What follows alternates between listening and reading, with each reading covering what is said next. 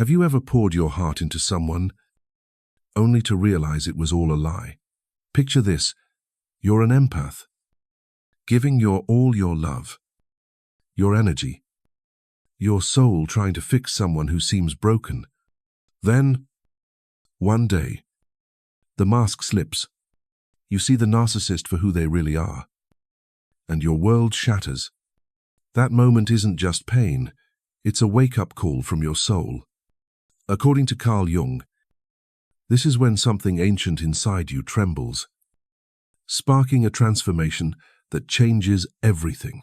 In this video, we're diving into 5 shocking truths from Carl Jung's psychology that reveal what happens when an empath wakes up to the narcissist's game.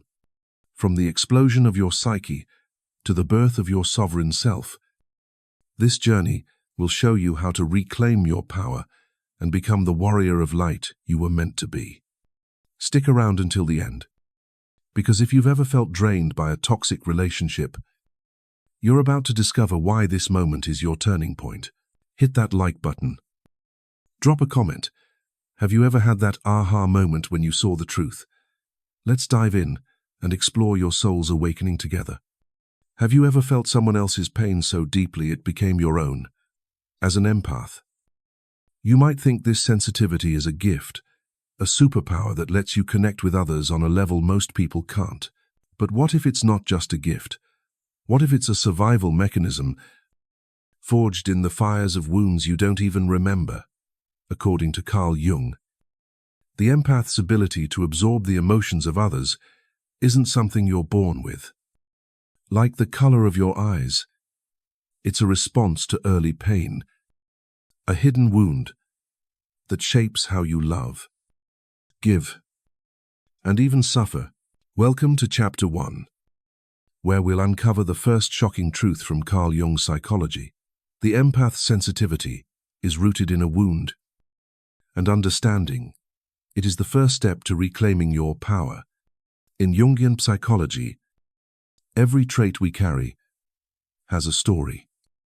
And for empaths, that story often begins in childhood.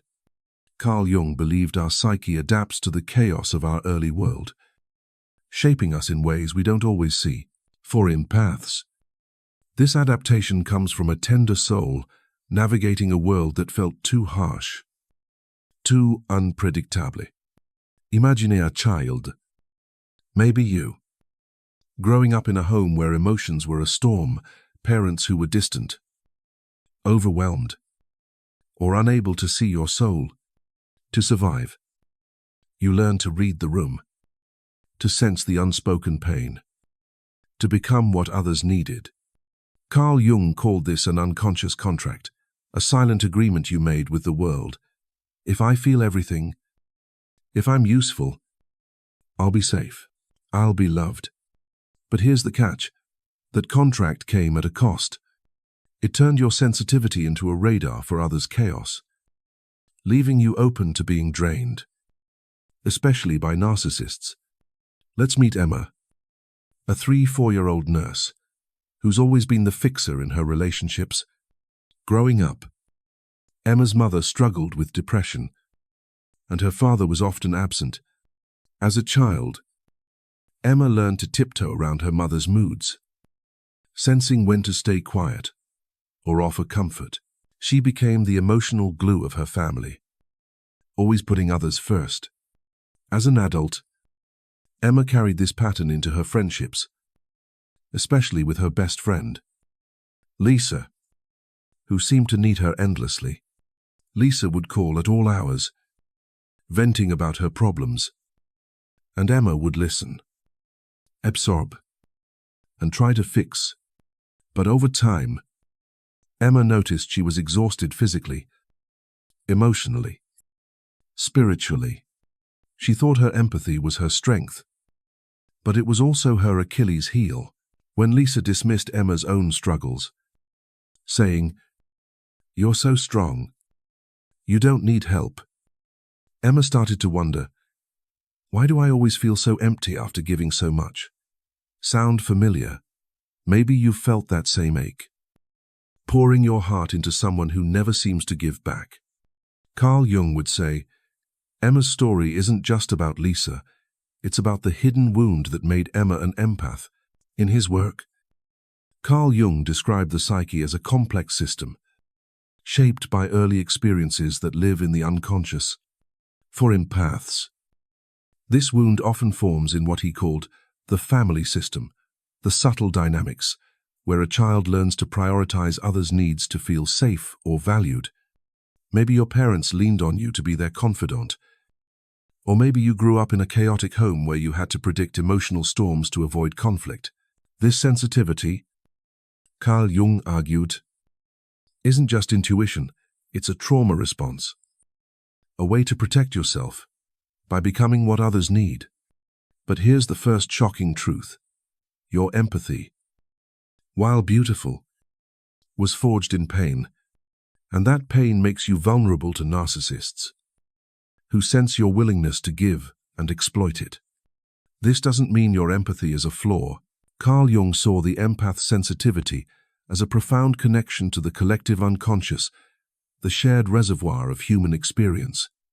Your ability to feel so deeply lets you tap into emotions others can't. Like a sailor reading the sky before a storm. But without awareness, this gift can become a curse. Empaths often mistake others' pain for their own, absorbing chaos they don't need to carry. In Emma's case, her empathy made her a magnet for Lisa's endless demands, leaving her drained and disconnected from herself. Carl Jung put it powerfully. What you do not bring into consciousness appears in your life as fate. That exhaustion you feel, it's not just tiredness, it's your psyche signaling that it's time to look at the wound beneath your empathy. So, how do you start healing? The first step is awareness. Carl Jung believed that bringing the unconscious into the light is the beginning of transformation.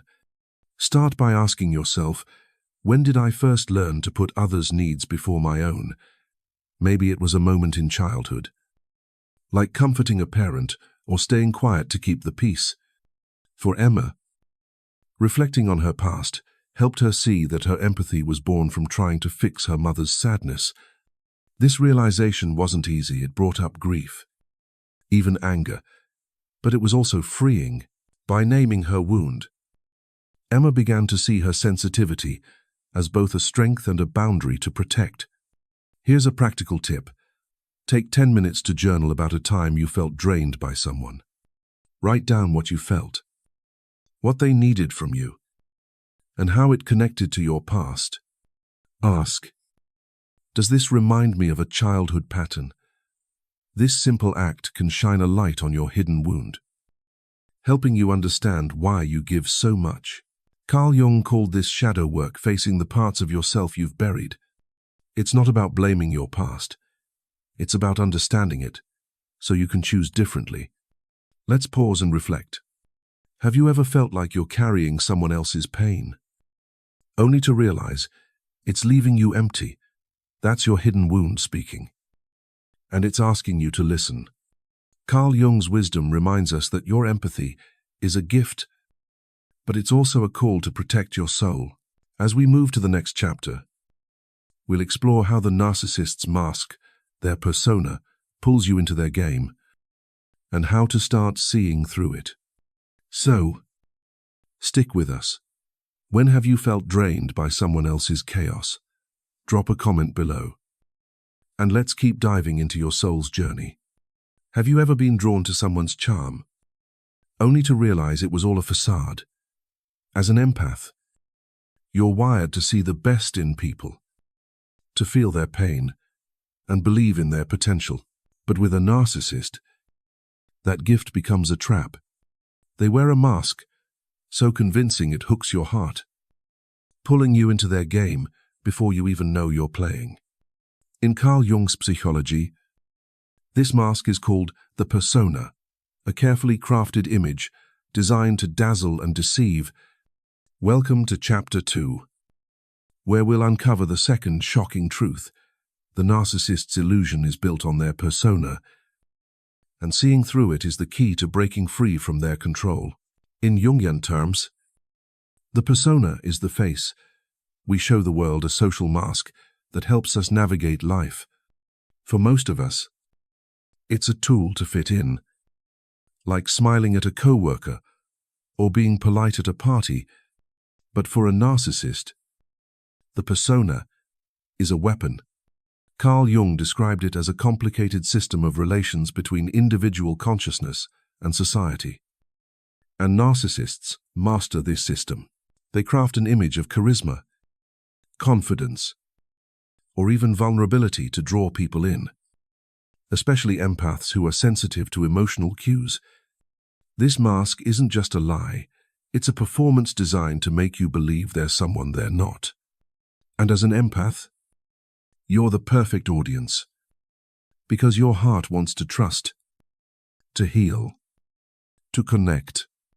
Let's meet Daniel, a 32-year-old graphic designer who fell under the spell of a narcissist's persona. When Daniel met his co-worker, Rachel, she seemed like a dream. She was confident, witty, and always had a story that made her the center of attention. At first, Daniel admired her. She seemed to light up every room. But soon, Rachel started leaning on him. She'd share dramatic tales of her struggles, painting herself as a misunderstood victim. Daniel, being an empath, felt her pain deeply. He stayed late at work to help her with projects, listened to her endless complaints, and even gave up his weekends to support her. But over time, he noticed something unsettling. Rachel never asked about his life. When he tried to share his own struggles, she'd dismiss them or turn the conversation back to herself. It wasn't until a friend pointed out Rachel's pattern charming people to get what she wanted that Daniel realized he'd been hooked by her persona. Not her true self. Sound familiar? Maybe you've met someone whose charm felt magnetic, only to leave you feeling used. Carl Jung would say, Rachel's behavior is textbook narcissist. In his work, he explained that the persona can become a trap when it's disconnected from the true self. For narcissists, the persona is all they show. They hide their insecurities, their need for control, behind a mask of grandiosity or false vulnerability. This is what makes them so dangerous to empaths. You see their mask and mistake it for depth. You feel their pain and call it connection. But as Carl Jung warned, the persona is a semblance, a two-dimensional reality. Beneath Rachel's charm was a void, a need to be admired that fed on Daniel's empathy. She wasn't seeking connection, she was seeking supply. And Daniel's sensitivity made him the perfect source. Here's the second shocking truth. The narcissist's persona is designed to exploit your empathy. Carl Jung believed that empaths, with their deep connection to the collective unconscious, are especially vulnerable to projections. You project your own goodness onto others, assuming they feel as deeply as you do. But a narcissist uses this against you, mirroring your desires to keep you hooked. They might play the victim to trigger your compassion or shower you with praise to make you feel special. Either way, their persona is a carefully crafted illusion, and falling for it can keep you trapped in a cycle of giving without receiving. So, how do you see through the narcissist's mask? Carl Jung's wisdom points to awareness as the first step. Start by noticing the patterns in your relationships. Does someone always take without giving? Do they make you feel guilty for setting boundaries? For Daniel, the turning point came when he started questioning Rachel's behavior. He noticed how she'd charm new co-workers the same way she'd charmed him, only to discard them when they stopped serving her needs. Carl Jung called this differentiation, the ability to separate your projections from reality. By seeing Rachel's persona for what it was, a performance, not a person, Daniel began to break free. Here's a practical tip. Keep a journal of your interactions with someone you suspect might be a narcissist. Write down what they say, how they make you feel, and whether their actions match their words. Look for red flags, like constant self-focus or dismissing your needs. Carl Jung believed that bringing the unconscious into consciousness helps you see clearly, and this exercise can reveal the narcissist's patterns. For Daniel, journaling showed him that Rachel's emergencies were often manipulative, designed to keep him engaged. This clarity gave him the courage to step back. But seeing through the persona isn't just about spotting the narcissist, it's about understanding your own role. Carl Jung taught that we're drawn to certain people because they reflect parts of our shadow, the hidden aspects of ourselves we don't want to face. For empaths, this might be a fear of abandonment or a need to be needed. The narcissist's persona hooks into these wounds, making you feel like you're saving them, when you're really saving a part of yourself. By recognizing this, you start to reclaim your power. Daniel realized he was drawn to Rachel because her neediness echoed his childhood role as the family caretaker. Seeing this connection helped him stop chasing her approval. Let's reflect for a moment. Have you ever fallen for someone's charm, only to realize they were using you? That's the narcissist's persona at work. And it's okay to feel fooled. It means you have a heart that trusts. Carl Jung reminds us that seeing through the illusion is the first step to freedom. As we move to the next chapter, we'll explore the moment of truth, the explosion when you see the narcissist for who they are, and how it sparks your transformation. So, stick with us. What's one time you saw through someone's mask? Drop a comment below. And let's keep uncovering your soul's truth. Have you ever had a moment when the truth hits you like a lightning bolt, shattering everything you thought you knew? For an empath, realizing a narcissist has been manipulating you isn't just a wake-up call, it's an explosion in your psyche. A sacred moment where the walls of illusion come crashing down. In Carl Jung's psychology, this is when you face your shadow, the hidden parts of yourself you've buried, including the wounds that made you vulnerable to the narcissist's game. Welcome to Chapter 3, where we'll uncover the third shocking truth. The moment you see the narcissist for who they are sparks a primal eruption in your soul, forcing you to confront your shadow and begin the journey to healing. In Jungian psychology, the shadow is the unconscious part of you that holds everything you've pushed away: your fears, insecurities, and even the pain you don't want to face. Carl Jung believed that facing the shadow is a cornerstone of individuation, the process of becoming your true, whole self. For empaths, this moment of truth, realizing the narcissist's betrayal, is more than just seeing their lies. It's a mirror reflecting your own wounds, the ones that kept you tethered to their manipulation. Carl Jung put it powerfully: until you make the unconscious conscious, it will direct your life, and you will call it fate. When an empath wakes up to the narcissist's true nature, it's not just about them, it's about the shadow you've been carrying, the unspoken beliefs that made you give too much, too long. Let's meet Mia, a 29-year-old writer who spent years in a relationship with a narcissist named Ethan. Mia was drawn to Ethan's intensity. He seemed passionate, driven, and deeply wounded. Someone she could save with her empathy. She poured her heart into supporting him, excusing his criticism as tough love and his coldness as stress. But one night, after Ethan dismissed her dreams as unrealistic, while demanding her constant attention, something snapped. Mia saw it clearly. He wasn't broken. He was controlling. The realization hit her like a wave: anger, grief, and betrayal flooded her psyche. But what hurt most wasn't just Ethan's lies. It was the question that haunted her. How could I not have seen this? Why did I give so much for so little? Has this ever happened to you? A moment when you saw someone's true colors and felt your world turn upside down. This is what Carl Jung called the explosion, an alchemical moment of transformation. In alchemy, an explosion happens when suppressed forces, heat, pressure, energy can no longer be contained. For Mia, This was her psyche breaking free from the illusion of Ethan's persona. But the explosion wasn't just about him. It forced Mia to face her shadow, the fear of abandonment that made her cling to Ethan. The belief that she had to earn love by being useful. Carl Jung taught that the shadow holds not just pain, but power. By confronting it, you unlock the potential to grow, to become whole. Mia's explosion was painful.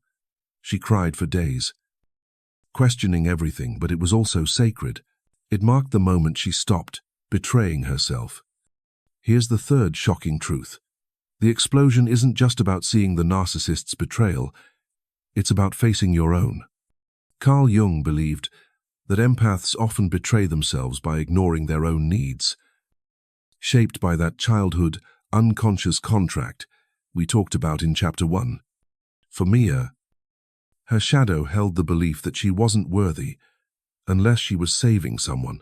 This made her a perfect target for Ethan, who fed on her need to be needed.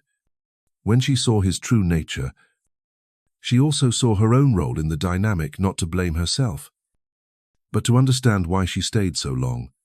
Carl Jung said, "Everything that irritates us about others can lead us to an understanding of ourselves." That moment of truth, painful as it is a gift. It's your psyche demanding you look within. So, how do you face your shadow without being overwhelmed? Carl Jung's answer is to approach it with curiosity, not judgment. Start by acknowledging the emotions that surface when you realize you've been manipulated: anger, grief, shame. These are clues to your shadow. For Mia, journaling became her lifeline. She wrote about her feelings, asking, "Why did I stay? What was I hoping to gain through this?" She uncovered her fear of being alone, rooted in a childhood where she felt invisible unless she was helping others. This wasn't easy. It brought up tears and old memories, but it also gave her clarity. By naming her shadow, Mia began to see it, not as a weakness, but as a part of her that needed healing. Here's a practical step. After a moment of truth with a narcissist, take 15 minutes to journal about your emotions. Write down what hurts most about their betrayal. Then ask, what does this remind me of? Is there a pattern from my past? This exercise, rooted in Carl Jung's shadow work, helps you uncover the beliefs that kept you in the narcissist's orbit. For Mia, journaling revealed that her need to save Ethan echoed her childhood role as her family's emotional caretaker. This insight gave her the courage to start saying no, not just to Ethan, but to her own self-betrayal. But facing the shadow isn't just about pain, it's about reclaiming power. Carl Jung believed that the shadow holds not just wounds, but untapped strength. When Mia confronted her fear of abandonment, she discovered a fierce resilience inside her, a part of her that didn't need to prove her worth. This is where the explosion becomes transformative. It's not just a breakdown, it's a breakthrough. By facing her shadow, Mia began to see herself as worthy, not because she gave endlessly, but because she existed. Carl Jung called this the beginning of individuation, the path to becoming your true self, free from the illusions that once held you back. Let's pause and reflect. Have you ever had an aha moment when you saw through a narcissist's lies, only to realize it revealed something about yourself? That's your shadow speaking, and it's inviting you to grow. Carl Jung reminds us that this explosion, though painful, is a sacred turning point. As we move to the next chapter, we'll explore the fertile void, the space where you rebuild after the explosion, giving birth to your sovereign self. So, stick with us. What was your moment of truth with a narcissist? Drop a comment below, and let's keep uncovering your soul's journey. Have you ever felt like the ground beneath you crumbled, leaving you in a strange, quiet emptiness? After the explosion of realizing a narcissist's betrayal, That silence isn't just loss. It's what Carl Jung called a fertile void, a sacred space where you rebuild yourself stronger, wiser, and freer. This is where the empath transforms, shedding the old patterns that kept you trapped and stepping into what Carl Jung might call your sovereign self, a version of you that no longer needs to prove your worth through others' needs. Welcome to Chapter 4, where we'll uncover the fourth shocking truth. The fertile void after the narcissist's illusion shatters is where you give birth to your sovereignty. Learning to say no, set boundaries, and reclaim your power. In Jungian psychology, the fertile void is a liminal space, a moment of stillness between who you were and who you're becoming. Carl Jung believed that after a crisis, like the explosion we explored in Chapter 3, the psyche enters a phase of profound potential. It's not just about grieving the betrayal. It's about rediscovering who you are without the narcissist's influence. For empaths, this void can feel terrifying, empty, uncertain, like a dark night of the soul, but Carl Jung saw it as a crucible for individuation, the process of becoming whole. In this space, you begin to let go of the unconscious contract we talked about in Chapter 1, the belief that you must be useful to be loved. Instead, you start to claim your autonomy, your right to exist for yourself. Let's meet Liam, a 36-year-old teacher who spent years caught in the web of a narcissistic friend. Sophie. Liam was always the listener, the one Sophie turned to with her endless dramas. He believed his empathy was his purpose, giving endlessly to keep their friendship alive. But when Liam realized Sophie's crises were often manufactured to keep him hooked, the explosion hit. He felt angry, betrayed, but also lost. Who was he without his role as the fixer in the weeks that followed? Liam entered a quiet, almost unsettling stillness. He stopped answering Sophie's calls, not out of spite, but because he needed space. In that silence, something shifted. Liam started journaling, taking long walks, and saying no to demands that didn't serve him. For the first time, he felt a spark of something new, a sense of self that didn't depend on pleasing others. Have you ever felt that quiet shift, where saying no felt like saying yes to yourself? This is the fourth shocking truth. The fertile void is where your sovereign self is born. Carl Jung taught that true transformation happens when you stop identifying with your wounds and start listening to your own heartbeat.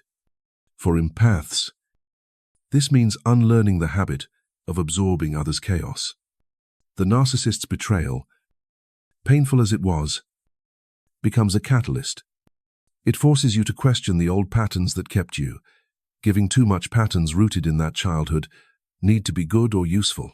In the fertile void, you begin to see that your worth isn't tied to how much you sacrifice. Liam's realization wasn't just about Sophie. It was about letting go of the belief that he had to fix everyone to matter. Carl Jung put it beautifully. I am not what happened to me. I am what I choose to become. So, how do you navigate this void and embrace your sovereignty? Carl Jung's wisdom points to small, intentional steps. The first is to honor the silence. Instead of filling it with distractions or new relationships, lean into it. This is where you meet your true self. For Liam, this meant setting boundaries for the first time. He told Sophie, I need space right now. And though it felt uncomfortable, it was liberating. He started to notice his own needs: sleep, creativity, quiet, and prioritize them. This wasn't selfish. It was a reclaiming of his power. Carl Jung believed that boundaries are a sacred act, a way of saying, I am enough as I am. Here's a practical tip. Create a sovereignty ritual to anchor yourself in the fertile void. Each day, set aside 10 minutes to check in with your needs. Ask, what do I need right now to feel whole? It could be a walk, a moment of silence, or saying no to a draining request. Write down one boundary you want to set. Like, I won't answer calls after 8 p.m., or I'll say no to things that don't feel right. For Liam, this ritual was a game changer. He started saying no to Sophie's demands and yes to his own hobbies. Like painting, which he'd neglected for years, this small act of self-care helped him feel grounded, like he was finally living for himself. But the fertile void isn't just about saying no, it's about saying yes to your inner voice. Carl Jung taught that the psyche speaks through dreams, intuitions, and quiet moments. In this void, you might notice symbols in your dreams, a doorway, a flame, or, as the original text mentioned, a serpent shedding its skin to become a phoenix. These are messages from your unconscious, guiding you toward sovereignty. For Liam, a recurring dream of walking through a forest alone, unafraid, felt like a sign. It told him he didn't need to carry others' burdens to be whole. By listening to these messages, he began to trust himself in a way he never had before. This journey to sovereignty isn't always easy. The fertile void can feel like a wilderness, lonely, uncertain, even scary. You might question everything. If I'm not the fixer, who am I? If I don't give endlessly, will I still be loved? Carl Jung would say these questions are sacred.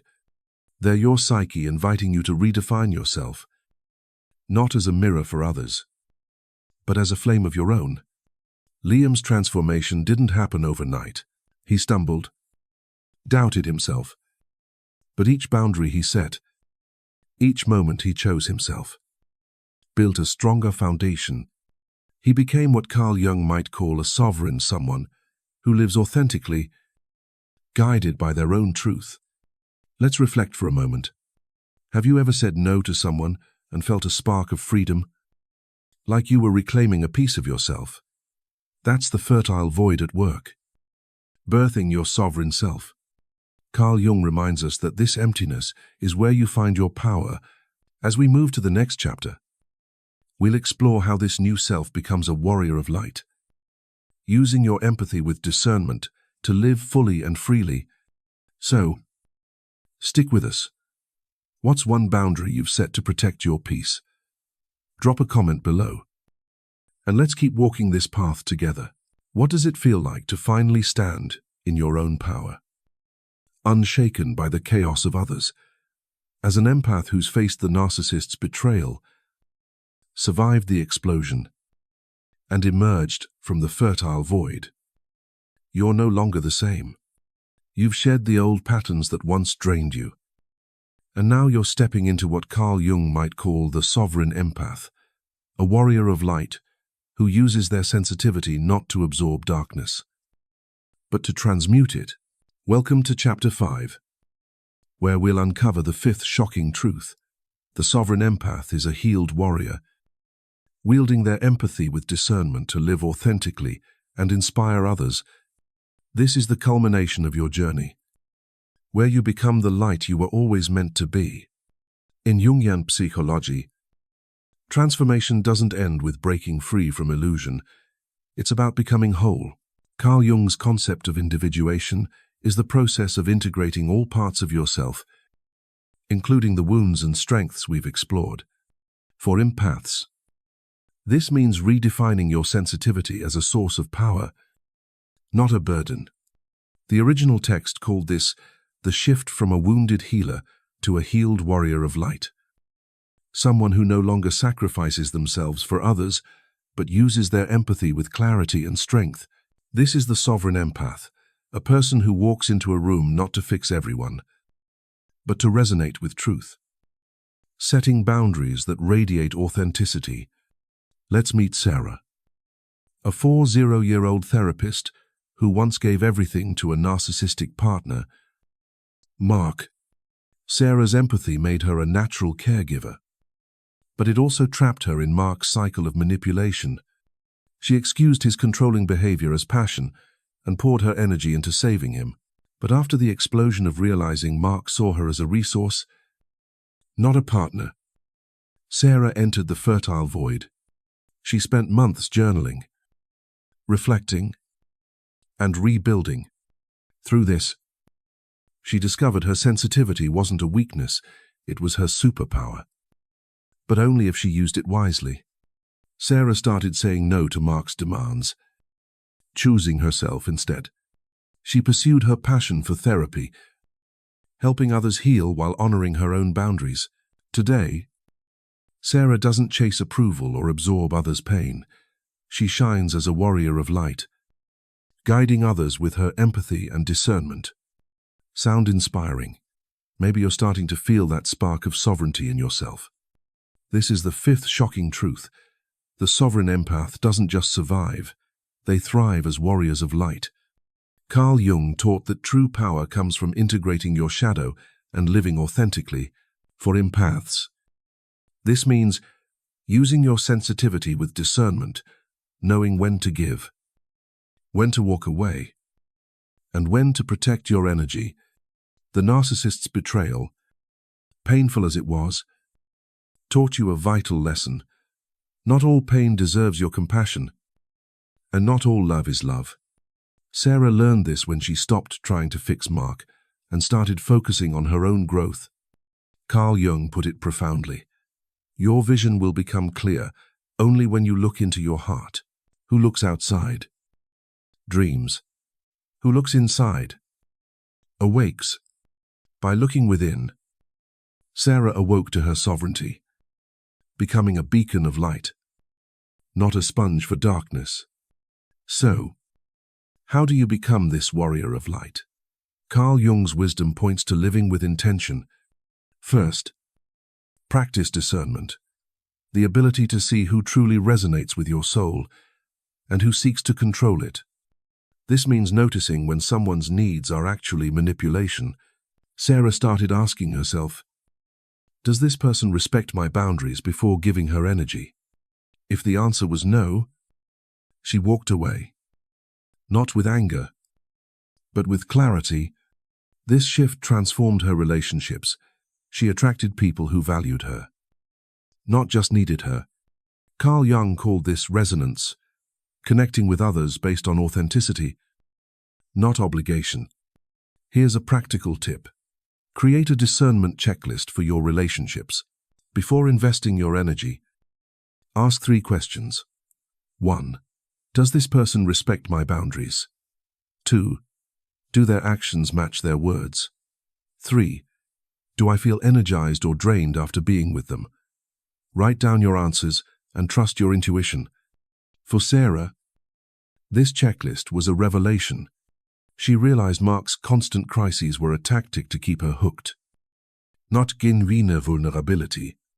By trusting her discernment, she built healthier connections, including with herself. Carl Jung believed that intuition is the voice of the unconscious, guiding you toward truth. Your sensitivity, when paired with discernment, becomes a powerful tool for living authentically. But being a warrior of light isn't just about boundaries, it's about embracing your radiance. Carl Jung saw empaths as connected to the collective unconscious, where archetypes, like the healer or wise one, live. Your sensitivity lets you tap into this wisdom, not to serve others' chaos, but to illuminate your own path. Sarah found this through her therapy work, where she helped clients without losing herself. She also started noticing dreams, recurring images of a phoenix rising from ashes, echoing the original text's symbolism. These dreams weren't just visions, they were messages from her unconscious. Affirming her transformation, Carl Jung taught that dreams are the psyche's way of speaking, guiding you toward wholeness. Have you had dreams that felt like messages, urging you to step into your power? This transformation doesn't mean you stop being an empath. It means you use your empathy differently. Instead of absorbing pain, you transmute it, offering compassion without self-erasure. Sarah no longer rushed to fix everyone. She sat, listened, and chose when to engage. This shift made her magnetic, not because she sought attention, but because she was fully herself. Carl Jung would say this is the essence of individuation, living as your true self, unbound by others' expectations. The sovereign empath doesn't perform their healing or display their pain. They simply are, radiating a light that inspires others to find their own. Let's reflect for a moment. How has your sensitivity become your strength? Maybe it's a moment you chose yourself over someone's demands or trusted your intuition to walk away. That's your inner warrior, shining through. Carl Jung reminds us that you're not here to save everyone. You're here to remember yourself. As we wrap up this chapter and head to our outro, we'll tie together this journey, showing how you can carry this light forward. So, stick with us. What's one way your empathy has become your power? Drop a comment below. And let's celebrate your transformation together. And here we are, at the end of an incredible journey. A journey from the pain of betrayal to the radiant power of your sovereign self. You've walked through the empath's hidden wounds, seen through the narcissist's dazzling mask, felt the explosion of truth, rebuilt in the fertile void, and emerged as a warrior of light. Carl Jung's wisdom has shown us that this isn't just about surviving a narcissist. It's about awakening to who you truly are. That moment when you realized it was all a lie. It wasn't an ending. It was the doorway to your transformation. A sacred fire that burned away illusion and revealed your unbreakable light. Your empathy, once a wound, is now your strength. You're no longer the mirror for someone else's chaos or the sponge for their pain.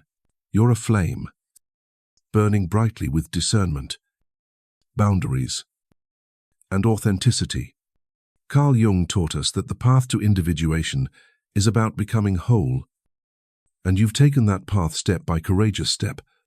You've learned to say no, to trust your intuition, and to love without losing yourself. This is what makes you a warrior of light, not someone who absorbs darkness, but someone who transmutes it, illuminating the world with your truth. So, what's next? Carry this light forward. Let it guide your relationships, your choices, your dreams. The world doesn't need more wounded healers. It needs you whole, radiant, and unapologetically yourself. If this journey spoke to your soul, we'd love to hear from you. Drop a comment below. What's one moment you reclaimed your power from a toxic relationship? Your story could inspire someone else to find their light. And if this video resonated, hit that like button, smash the subscribe button, and ring the bell so you never miss a step on this path of self-discovery. Share this with someone who needs to hear it, someone ready to awaken their inner warrior. Thank you for joining us at Jung Psyche Hub. Keep shining, keep growing, and remember, you are not here to save everyone. You are here to remember yourself. Until next time, let your light burn bright.